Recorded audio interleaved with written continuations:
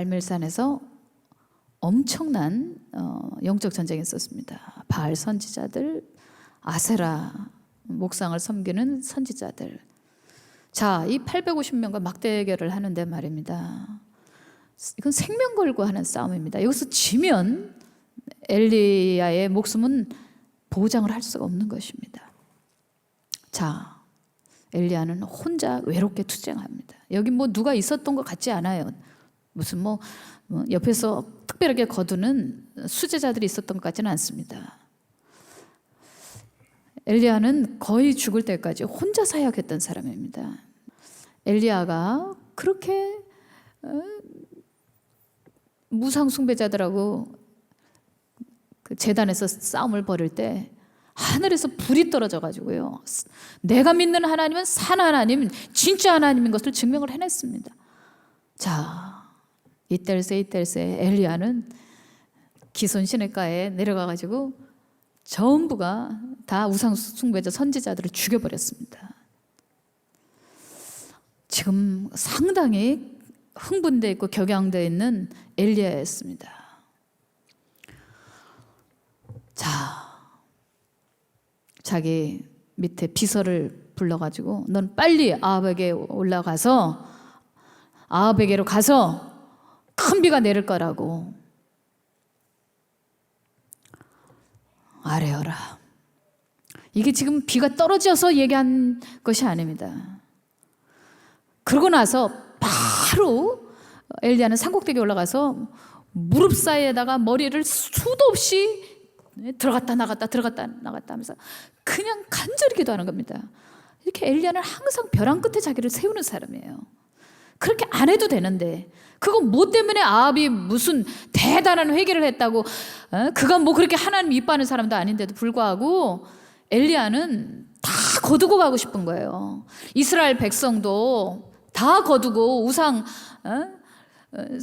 숭배하는 것에서 돌이키기를 원하고 무너진 제단을 수축하기 원하고, 아합 그 한 사람도 또 그 거두기를 원하는 거예요. 여러분들, 엘리야가 위대한 것은, 엘리사보다 위대한 것은 그가 사랑이 많은 사람이에요. 굉장히 사랑이 많은 사람이에요. 저는 그것을 성경에 문단에서 읽어요. 성경의 그 공백에서 읽어요. 엘리야의 마음이 읽혀져요. 보면 엘리야가 굉장히 나약한 모습을 보이거든요. 엘리사는 그렇지 않습니다. 죽을 때까지 그런 모습 요만큼도 보이지 않습니다. 정말 너무 달라요, 캐릭터가, 엘리야하고 엘리사는요. 그런데 저는 사실 엘리야에게 훨씬 더 마음이 많이 가요. 엘리사는 자기가 대머리잖아요. 그런데 애들이 막 대머리야 이렇게 놀려대니까 막 저주를 했거든요. 그래가지고 곰이 내려가고 다 애들을 찢어 죽였어요. 엘리야는 어떻게 보면 굉장히 소심한 사람일 수도 있고, 그런데도 굉장한 하나님의 큰 기름 부으심이 있어서 인간으로서 할 수 없는 일들을 해냈습니다.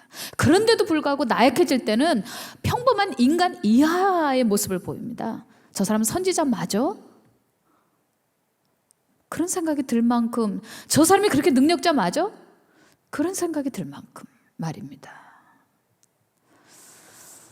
자, 미래 완료형으로 선포합니다. 큰 비가 내릴 거라고.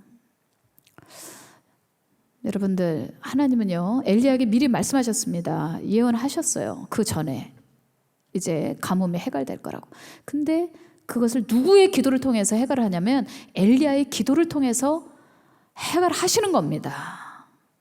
그러니까 엘리야가 중보 기도해야만 비가 오는 거예요. 하나님은 참 놀랍습니다. 기도자를 통해서 일을 하시는 거 아세요?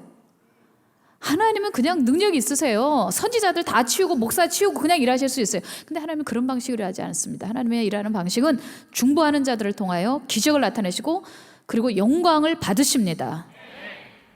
그래서 하나님의 역사가 일어날 땐, 기적이 일어날 땐 반드시 그 사이에 누가 있느냐? 중보자가 있게 마련입니다. 자, 정말 비가 내리기 시작했습니다. 사환에게 비가 올 뭐가 증거가 보이느냐? 아무것도 안 보입니다. 구름 한 장이 없는데요. 7번을 보냅니다. 7번을. 여러분들 여기서 엘리야도 한 인간이라는 걸 깨달을 수 있죠. 한 번 기도해가지고 응답이 안 됐어요. 2번 기도해서 응답이 안 됐어요. 하물며 여러분들 한 번 기도했어, 안수했어, 그래서 안 됐어. 여러분들 그거 그렇다고 낙심하면 정말 교만한 사람입니다. 7번을 확인을 시킵니다. 그가 불마차 타고 승천했던 엘리야입니다. 여러분 우리는 조금 더 겸손해져야 합니다. 기도자들이 조금 더 겸손해져야 됩니다. 그러고 나서 손바닥만한 구름이 떴는데 거기서부터 어마어마한 그냥 큰 비가 내리기 시작하는 겁니다. 사원에게 얘기해서 아합에게 마차를 가지고 빨리 내려가라고. 참 디테일한 사람이에요. 얼마나 사랑이 많은지. 그런 거 안 챙겨도 돼요. 그 정도의 능력자면 그냥 하나님의 그 역사, 기적, 성령의 강력한 기름 부심, 초자연적 역사 그걸로 끝나면 되는데 너무 디테일한 것까지 다 간섭하는 거예요. 엘리사는 그렇지 않습니다. 굵직굵직해요. 사람의 선이. 엘리야는 그렇지 않아요. 그러고 나서도 조금 걱정이 됐는지 성경에 보면요, 허리를 동이고 그 다음에 엘리야 마차가 갈 때 비가 막 쏟아지는데 그 진흙탕을 그 앞서 달려갔다는 겁니다. 참 겸손한 사람이에요. 이런 거 보면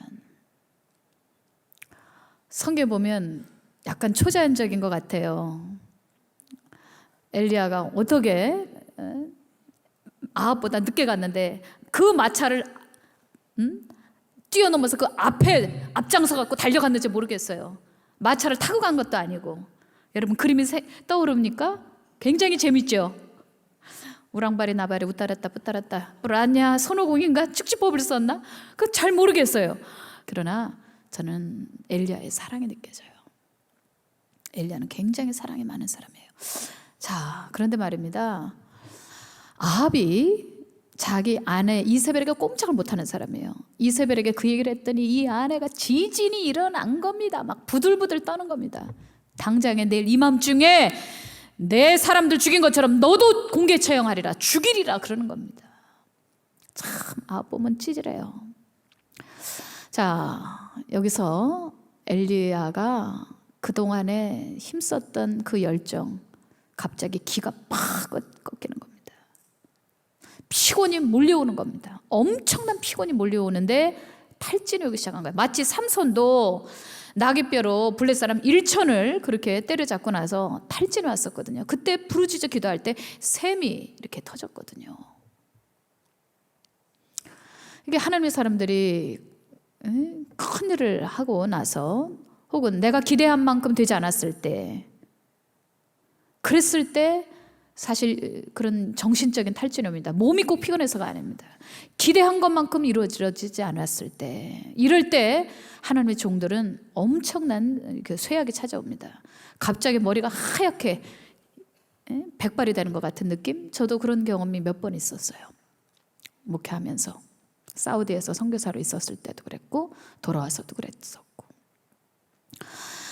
이 엘리야는 마치 자기가 이긴 건 분명히 이긴 건데 이게 꼭 진 것 같이 돼버린 겁니다. 분명히 승리를 했거든요. 근데 모양새는 완전히 자기가 실패한 것처럼 돼버린 겁니다. 그러고 나서 이제 도망자가 된 겁니다. 어디로 도망가냐면 부엘세바로 갑니다. 부엘세바는 유다의 남쪽 제일 국경지대입니다. 그러니까 숨기 좋은 곳으로 가는 거예요. 엘리야가 아주 굉장히 지금 두려움에 사로잡혀 있습니다. 근데 그 두려움이 왜 오냐면 하나님에 대한 사랑이 식을 때 두려움이 오는 것 같아요. 하나님에 대한 의심이 생길 때 두려움이 오는 것 같아요.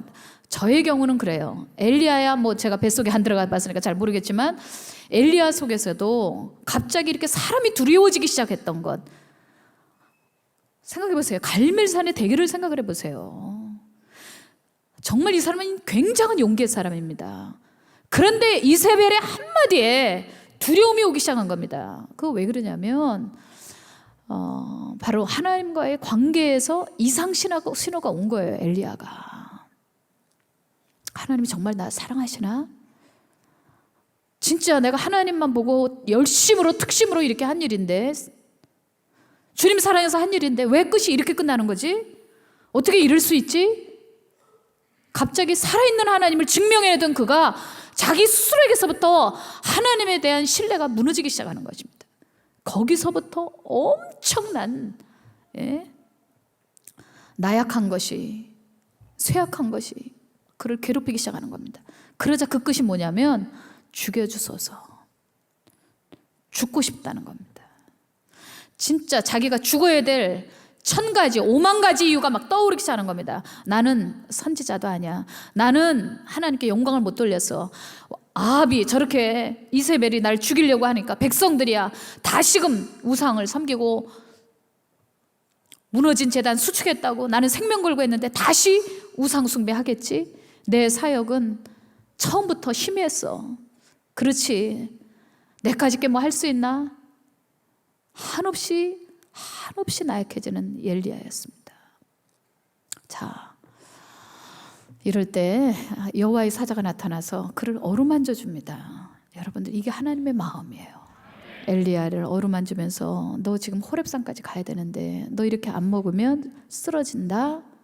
그러면서 숯불에 구운 떡하고 생수 한 병하고 이렇게 하고 머리맡에 놓아주고, 그리고 하나님의 마음을 전해주는 겁니다. 그 하나님의 마음이 뭔 줄 알아요? 엘리야는 뭔가가 지금 엄청나게 잘못되어 가고 있다는 건 아는데 뭐가 잘못됐는지조차도 지금 사실 모르거든요. 그냥 너무너무 혼란스러운 것뿐이에요. 하나님의 사역은 엄청난 능력이 나타나서 명료했는데 열매는 아무것도 없는 것 같은 거예요. 그 허탈감 속에서 하나님은 이렇게 말씀하시는 것 같아요. 제가 해석할 때는, 엘리야야, 너 잘못한 거 없어. 엘리야야, 너 쟁기를 들고 뒤돌아보면 안 돼. 그냥 너 쭉 가야 해. 너 하고 있는 거 맞는 거야. 이것이 너를 이 땅에 보낸 하나님의 소명인데 너는 그 뜻을 이루기 위해서 최선을 다했어. 아합이 너에게 녹을 주냐? 아합이나 이세벨이 원래부터 너를 지지했더냐?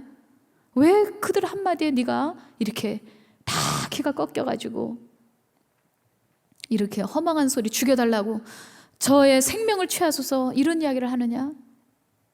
엘리야야, 네가 하는 거 맞아. 네가 가는 길 맞아. 너 아무것도 잘못된 거 없어. 사람들을 두려워하지 마. 하나님 너를 굉장히 기특하게 생각하고 있어.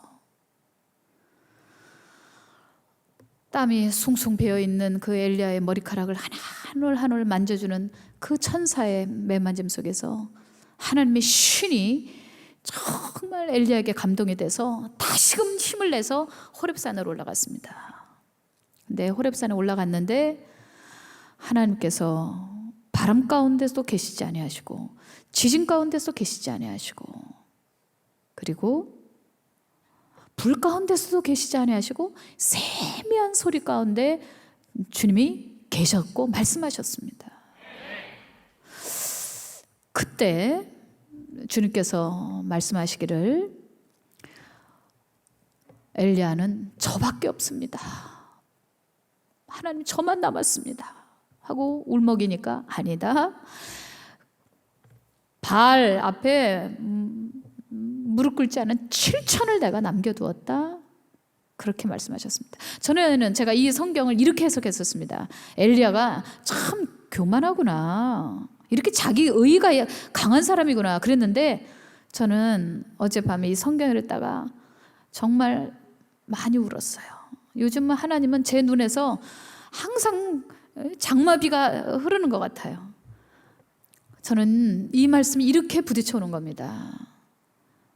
예전에는 하나님께서 엘리야를 부끄럽게 만드신 말씀이라고 생각했는데 그게 아니라 엘리야를 위로하는 말씀이었어요. 엘리야는 정말 공심의 사람이거든요. 자기에 대한 나만 남았다 이런 얘기가 아니거든요.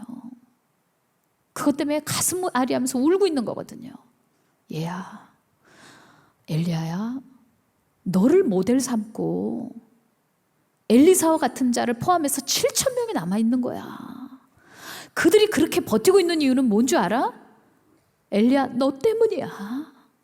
너 한 사람이 그렇게 정직하게 서 있고 너가 그렇게 하나님의 영광을 위하여 목말라 하고 그 어려운 중에도 네 생명을 가지고 혼자서 그렇게 투쟁하고 싸울 때 너 안 지켜보는 것 같지만 수많은 사람들이, 후배들이 너 지켜보고 있어. 그리고 너처럼 무너진 재단을 수축하려고 방방곡곡에서 눈물로 기도하고 있다. 그러면서 농사꾼이었던 엘리사, 그에게 기름 부어 너의 후계자로 삼아라 그러셨습니다. 여러분들, 엘리야는요, 이 속에 이 거절감이라는 아주 깊은 쓴뿌리가 있는 사람입니다. 그래서 하나님의 역사를 이루나서도 아합이나 이사벨이나 이 사람들한테 거부를 당하고 났더니 그냥 바로 까부러지는 거거든요. 왜? 착해서 그러는 거거든요. 엘리사 같은 사람은요, 자기 거부하면 그냥 저주해버립니다. 근데 엘리야는 안 그래요. 이 마음이 너무나 부드러운 사람이에요. 그런데 외적 사역은 굉장히 스트롱하고 굉장히 대단해 보이지만 자기에 대한 자신감이 좀 부족한 사람이었어요. 그런데 하나님은 그가 사명을 완수할 수 있도록 계속 끊임없이 일으키는 것입니다. 불도 바람도 지진이 아니라 하나님의 말씀. 여러분, 사람이 사는 것은요, 하나님의 말씀이 마음에 들어와야 삽니다. 하나님의 말씀이, 음성이 속에서 들려야 사는 거지. 하나님 비슷한 거, 불, 말씀 비슷한 거, 바람, 뭐 하나님의 신 비슷한 거, 뭐 지진, 그런 거 아닙니다. 여러분들, 하나님이어야 합니다. 말씀이어야 합니다. 그래야 우리가 삽니다. 결국 엘리야가 치료되고 회복되는 것은 그런 외적인 표적이 아니었습니다. 그는 이미 이 가시적인 엄청난 표적들이 나타난 사람입니다. 세미한 음성, 그러나 그 하나님의 음성이 엘리야로 하여금 사명을 완주하게 했습니다. 열왕기상 19장 9절에 엘리야가 그곳 굴에 들어가 거기서 머물더니 여호와의 말씀이 그에게 임하여 이르시되 엘리야야, 네가 어찌하여 여기 있느냐? 어찌하여 여기 있느냐? 여러분들, 이거는 뭐냐면 사명에 관한 거예요. 엘리야가 자기가 죽어야 되고 도망가야 되고 이제는 더 이상 사역할 수 없는 사람이라고 이렇게 5만 가지 이유를 대면서 죽여달라고 그러지만 주님은 딱 한 가지 이유를 대십니다. 사명입니다. 너 여기 어찌해서 서 있느냐고. 빨리 사명을 완수하기 위해서 중단하지 말고 뒤돌아보지 말고 쭉 가야 한다고.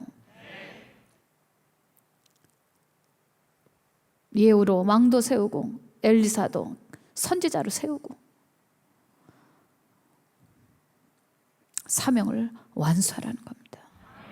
틀린 거 없다는 거, 잘못된 거 없다는 거예요.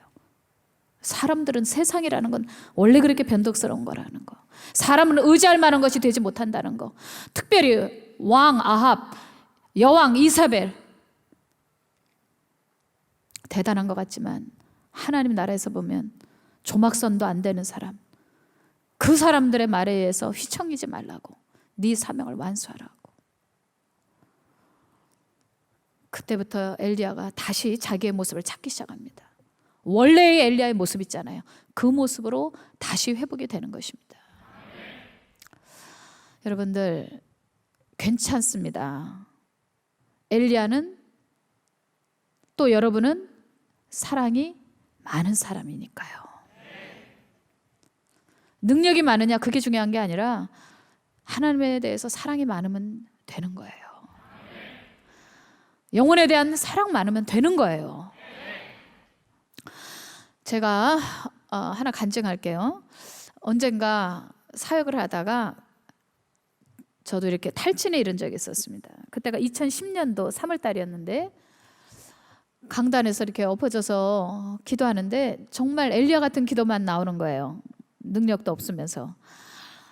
하나님, 저 좀 데려가 주십시오. 저보다 더 훌륭하게 우리 대학연 학교를 맡아줄 사람은 없을까요? 하나님, 제 영혼을 취하시고 누군가를 여기 세워주시면 안 됩니까? 하고 끊임없이 엎어져서 기도하고 있는데 갑자기 누가 와서 톡톡톡톡톡 등을 두드리는 거예요. 이렇게 뒤로 돌아보니까 한 3-4살 됐는지 그 어린 아이가 제 등을 두드리다가 이렇게 강냉이를 하나 손에 쥐어주는 거예요. 그 날짜를 제가 적어놨어요. 2010년 3월 9일. 근데 그 아이가 우리 강형규 집사님, 김대현 집사님 아들 강바하예요. 걔가 무슨 속셈으로 엄마 아빠 떨어져가지고 기어 올라와가지고 그러고선 저한테 강냉이를 줬는지 모르겠어요. 그래서 엄마 아빠가 시켰냐 그랬더니 그것도 아닌 거고, 지가 그 높은 강대상을 기어 올라가지고 저한테 이거를 강냉이를 주고 가는데, 저는 그때 마치 엘리야를 어루만졌던 천사의 그 호흡을 느꼈어요. 갑자기 제 가슴에 청량감이 들면서 모든 탈진이 한 번에 날아가는 걸 느꼈습니다. 자, 여러분들, 천사란 꼭 날개가 달려서 오는 것만 아닙니다. 때로는 어린아이를 통해서도 오고 내 가족을 통해서도 올 수 있습니다. 자, 어저께 새벽에 있었던 일입니다. 초등학교 1학년, 2학년, 걔네들은 유아학교부터 우리 교회를 나왔어요. 자, 우리 샤인 학교를 나왔어요. 그런데 그 아이가 새벽 예배 끝나고 났는데 그 두 형제가 저한테 편지를 이렇게 가져왔어요. 그런데 제가 보고 깜짝 놀랐어요. 이 두 아이가 용돈을 그렇게 모은 거예요. 그것도 오랫동안 거의 10만 원이나 되는 돈을 모으려니까 초등학교 1학년, 2학년이 얼마나 동전을 많이 모았겠습니까? 제가 좀 부끄럽지만 좀 읽어드릴게요.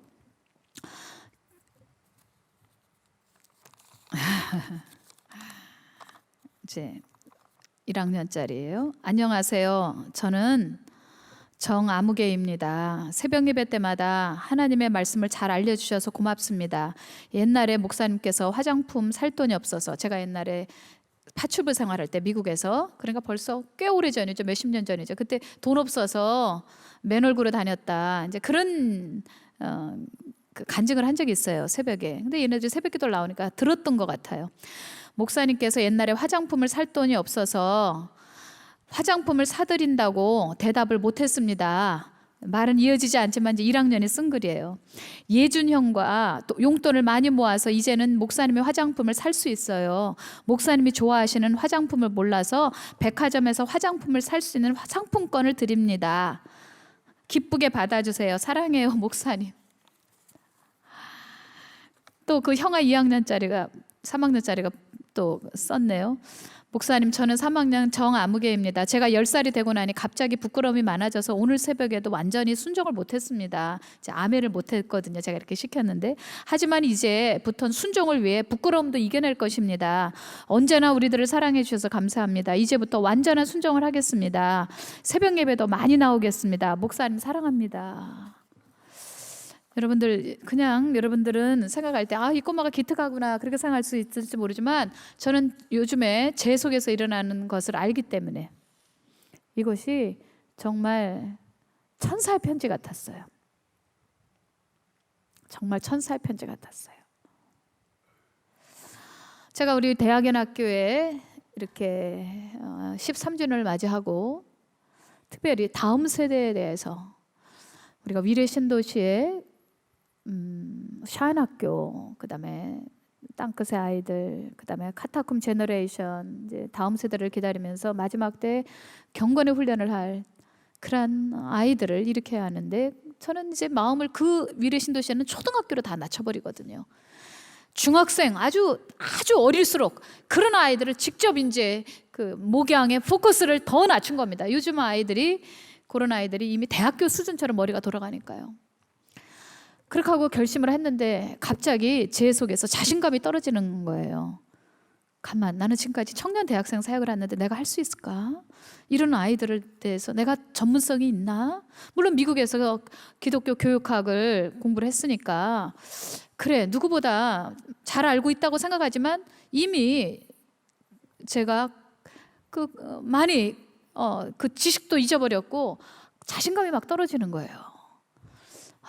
내가 나부터 뭔가 세워줘야 되는데 내가 이거 하드웨어부터 세우는 건 맞나? 갑자기 마음속에 두려움이 생기는 것이 있었습니다. 솔직히 제 영혼이요 이렇습니다. 지금까지 저는 평생을 교만하게 살았고, 다시 한번 말씀드리지만 평생에 너무 위선하며 사는 적이 많기 때문에 저는 지금도 계속 약함을 자랑해야만 해요. 죽을 때까지 아마 제 약함을, 뭐 사도 바울 흉내내는 것이 아닙니다. 사도 바울이 뭐 나의 약함을 자랑하노라. 사도 바울 흉내내는 게 아니라 그는 강한 사람인데 진짜 겸손해서 그러는 거고, 저는 진짜 교만하기 때문에 제 약함을 자랑해야 되는 거고, 그렇습니다. 자, 아무튼 제 속에서 이렇게 그런 두려움이 있으니까, 그리고 제 속에 뭔가가 더 공부해야 되고 채워야 된다는 이런 조급한 마음이 들면서 사실 이렇게 눈물을 많이 흘리고 다녔습니다. 최근에 하나님, 제가 할 수 있을까요? 제가 해낼 수 있을까요?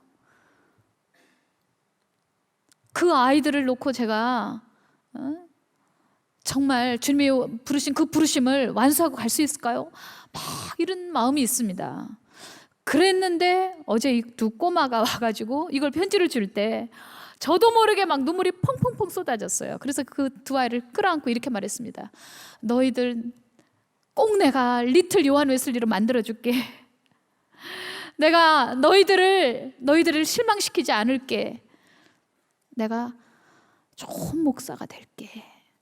그리고 그 아이들 붙들고 막 울었어요. 어제 새벽에. 그러자마자 제 속에 새로운 또 그 용기가 일어나는 겁니다.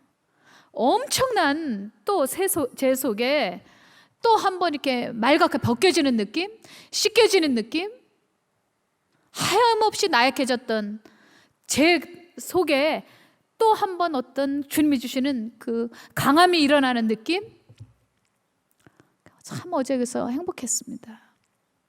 여러분들, 이거는 저에 관한 이야기뿐이 아니라 사회생활하면서도 여러분들이 겪을 수 있는, 수도 없이 하루에 수십 번 수백 번도 겪을 수 있는 이야기라고 생각합니다. 나 자신에 대해서 자신감이 떨어지고, 내가 가는 길이 맞나? 내가 이런 꿈을 꿔도 되나? 여러분, 수도 없이 여러분 공격 들어오지 않습니까? 수도 없이. 제가 최근에 굉장히 은혜 받는 찬양이 있습니다. 10,000 Reasons, 영어로 된 노래인데요. 만 가지 이유입니다. 그 가사가 이런 겁니다. 내 힘이 떨어질 때, 그리고 끝 시간이 다가올 때, 그럴 때 이 작가는 생각한다는 겁니다. 내가 주님에게 찬양해야 될 만 가지 이유, 주님을 사랑하는 만 가지 이유가 있다는 겁니다. 근데 그 이유가 뭐냐? 당신은 너무 사랑이 많으십니다. You are slow to anger. 당신은 진노하기를 더디하십니다. You are rich in love. 당신은 사랑에 풍성하십니다. Your name is great. 당신의 이름은 대단하십니다. And your heart is kind. 당신의 마음은 친절하십니다. For all your goodness. 당신의 선하심 때문에 I'll keep on singing 10,000 reasons for my heart to find. 여러분들, 저는 오늘 아침에 일어나서 계속 주님의 임재 가운데 기도하면서 하나님을 제가 사랑하는 이유들에 대해서 계속 얘기를 했습니다. 하나님, 바하 때문에 너무 감사해요. 이 강냉이 때문에 감사해요. 어제 만났던 그 어린 소년들 때문에 감사해요. 또 우리 교회 저를 도와주고 있는 교회 저 혼자 하는 거 아니에요. 여러분들, 저보다 보이지 않는 곳에서 일하는 사람이 훨씬 많아요. 누구 때문에 감사하고 누구 때문에 감사하고 쭉 얼굴들을 떠올렸더니요, 하나님께 감사하고 찬양할 만 가지 이유가 있더라고요. 저도 하나님 죽여주소서 한 적이 있었습니다. 내가 이 강단을 떠나야지, 나의 부족 때문에 떠나야지 했던 만 가지 이유가 있었습니다. 그래서 8주년 때 사표도 냈었던 거고, 그래서 21일 동안 금식도 했던 거고. 그렇지만 하나님께서 네가 이 강단에서 서 있어야 될 한 가지 이유에 대해서, 그것은 너의 사명을 완수해야 되고, 그리고 네 사명이 아직 끝나지 않았고 아이들이 기다리고 있다. 네가 서 있어서, 굳건히 서 있어서 잡아줘야 될 다음 세대 아이들이 있다. 저는 아무것도 아니지만 하나님께서는 이렇게 말씀하는 듯합니다. 내가 서 있으라는 자에 서 있기 때문에 수많은 사람들이, 아이들이 주님께로 돌아올 거야. 네가 없다면 이 일은 안 이루어질걸? 여러분, 저가 자기 의를 드러내는 거 아니에요. 하나님이 다 하실 수 있다고 제가 전제하지 않습니까? 그런데 하나님은 엘리야에게도 그렇게 하셨듯이 우리 모든 사람에게도 그렇게 좋으신 하나님이십니다. 예수님은 하나님 아버지의 부르심 따라 이 세상에 와서 십자가를 지셨습니다. 그러나 우리가 예수님을 통해서 아버지께 나아가는 이유는 뭔지 아십니까? 예수님이 순종하지 않으셨다면 우리는 구원받지 못했어요. 여러분, 빌립보서 2장에 6절에 그는 근본 하나님과 본체시나 하나님의 본체시나 하나님과 동등됨을 취할 것으로 여기지 아니하시고 오히려 자기를 비워 종의 형체를 가지사 사람들과 같이 되셨고 사람의 모양으로 나타나사 자기를 낮추시고 죽기까지 복종하셨으니 곧 십자가에 죽으심이라. 예수님께서 이렇게 복종하지 않으셨으면, 이렇게 희생을 치르지 않으셨으면 우리 구원받을 수 없었어요. 그래서 우리가 예수님을 찬미하는 겁니다. 여러분들, 엘리야는 혼자 투쟁했습니다. 삼손 혼자 싸웠습니다. 지금도 대한민국 곳곳에 숨어있는 주의 종들, 이렇게 무명으로 일하고 있는 사람 참 많습니다. 하나님 사랑해서.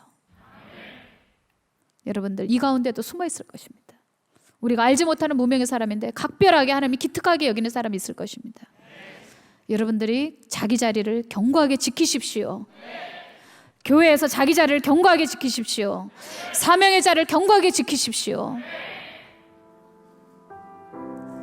자, 지금 나오는 10,000 Reasons 들으면서 같이 기도합시다.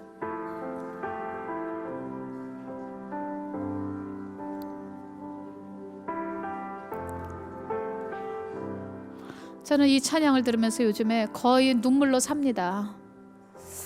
내가 대학에 낳기에 필요한 사람일까? 5만 가지 이유가 나를 괴롭히지만, 그러나 한 가지 이유는 내 안에 하나님이 주신 사명을 완수하고 싶어하는 이 거룩한 욕심이 또한 저를 괴롭히고 또 저로 하여금 일어나게 합니다. 거룩한 욕심이 저로 하여금 또 다시 길을 걸어가게 합니다.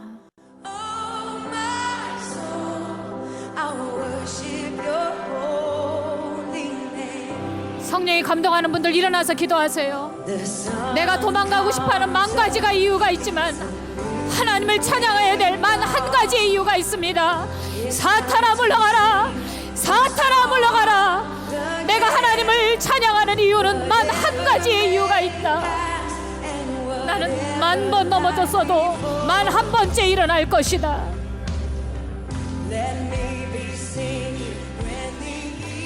이 중에서 내가 가는 길, 내가 지금까지 살아온 길이 맞는지 하나님 앞에 증명되고 싶어하는 마음이 있을 겁니다. 내가 50년, 60년을 살아가면서 하나님을 했는데 그것이 내가 실패한 것은 아니었는지, 내 욕심은 아니었는지, 내 이기심은 아니었는지, 내가 지키고 있는 자리가 내가 자릿함을 해서 그래서 그러는 건 아닌지, 명예심 때문에 하는 건 아닌지, 제 안에 있는 늘 괴로움은 그거였습니다. 나는 너의 마음을 쓰는 거야. 너의 꿈을 쓰는 거고, 네가 나를 사랑하니까. 일 잘해서가 아니라 네가 나 사랑하니까. 네가 아이들 사랑하니까, 애들을 사랑해 주니까 내 애들을 너의 품에 맡겨보고 싶은 거다. 한번 해보라고 맡겨보고 싶은 거다. 제가 다시 이런 마음 가져도 되나요? 주님, 내가 기회를 놓친 거는 아닌가요? 얼굴을 가리고 엘리야처럼 기도합시다.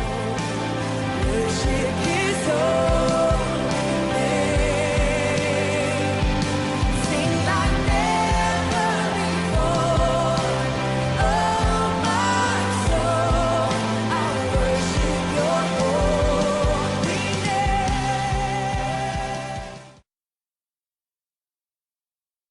저는 사법시험이라는 것을 준비하기 위해서 서울로 올라왔고 대학 때 친했던 선배를 통해 이곳 대학연합교회를 알게 되었으며 한 번 인사차 들린다는 것이 지금까지 아니 제 삶에서 본교회로 섬기게 되었습니다.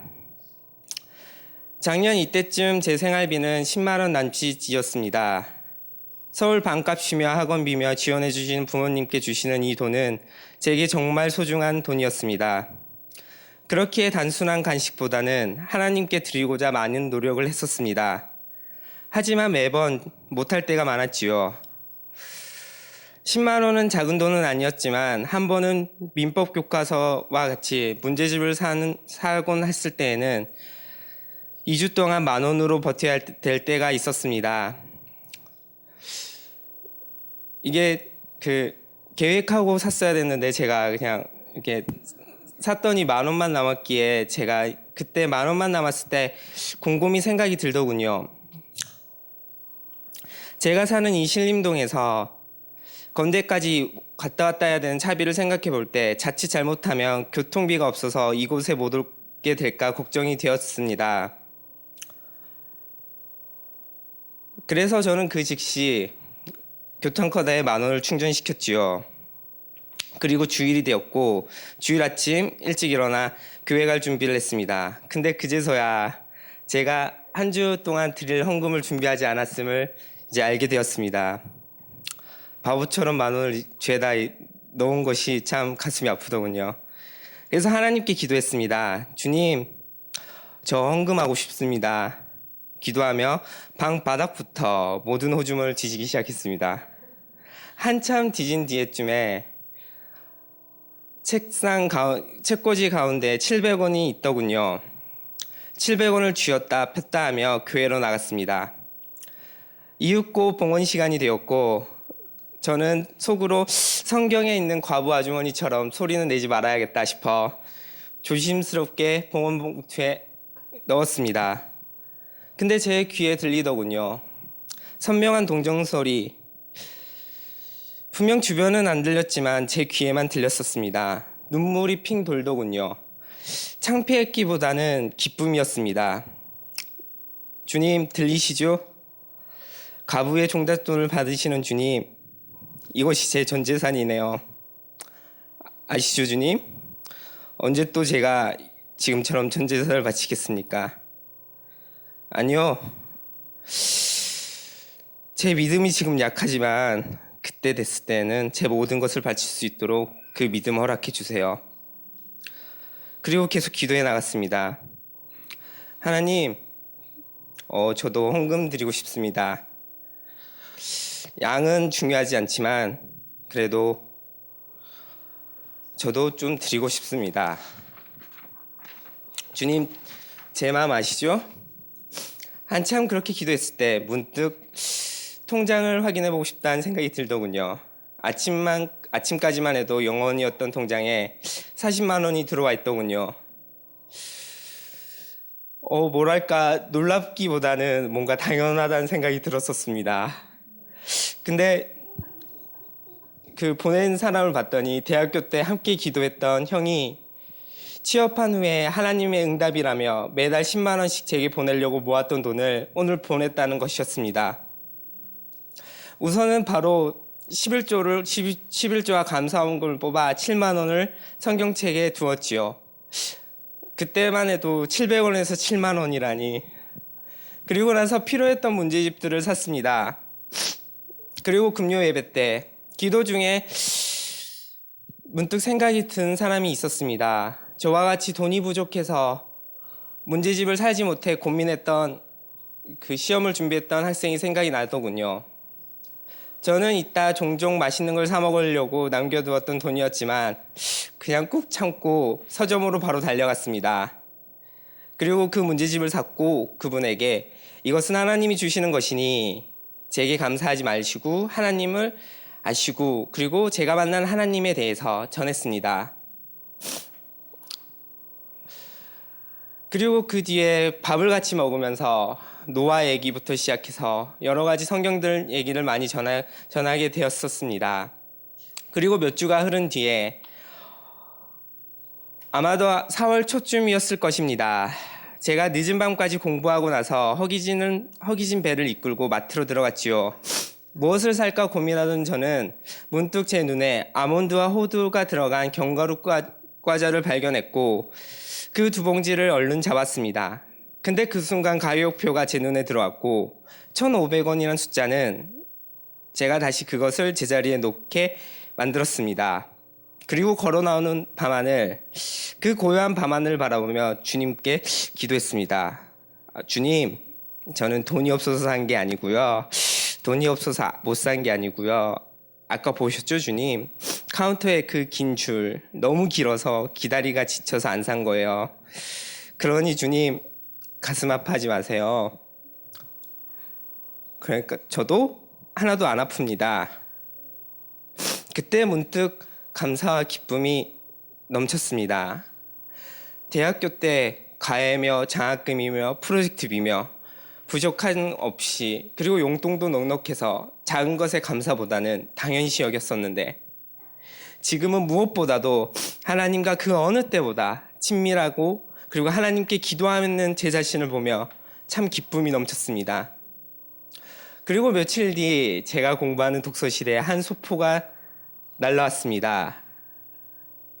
저는 아직도 그때의 생각만 하면 너무 기쁨이 넘치고 뭔가 하나님의 그 사랑이 온몸으로 느껴집니다. 소포를 조심스럽게 열었을 때 제가 먹고 싶어 했던 그 견과류가 30봉지가 이렇게 들어져 있는 겁니다. 전 그걸 보고 정말 참 근데 거기에 편지 한 통이 있더군요. 선교사님이 제게 보내주신 선물이라며 생일 선물을 보내주신 겁니다. 더 놀란 것은 거기에 8만 원이란 돈이 있었습니다. 몇 주 전에 제가 저처럼 힘들었던 분에게 선물했던 그 책값의 딱 2배가 되는 돈이었습니다. 저는 늘 이런 일이 있을 때마다 하나님이 갑절로 갚아주심을 저는 항상 체험했었습니다. 이 선교사님 역시도 대학교 때 함께했던 형이었었는데 몽골 선교사님의 자녀분으로서 돈이 한 푼 없어서 선교를 준비하면서도 양복이 하나 없었었는데 그때 주님이 저를 수단으로 하나님이 일하셨었습니다. 근데 그때 제가 썼던 편지처럼 그렇게 적혀 있더군요. 민기야, 이것은 하나님이 내게 주시는 것이니 부담 없이 가지렴. 그리고 하나님의 사랑을 다시 또 나눠주자. 하나님은 우리의 작은 신음에도 응답하시고 제 작은 행동까지도 기억하십니다. 주는 나의 구주시며 주는 나의 힘이시며 주는 나의 능력이십니다.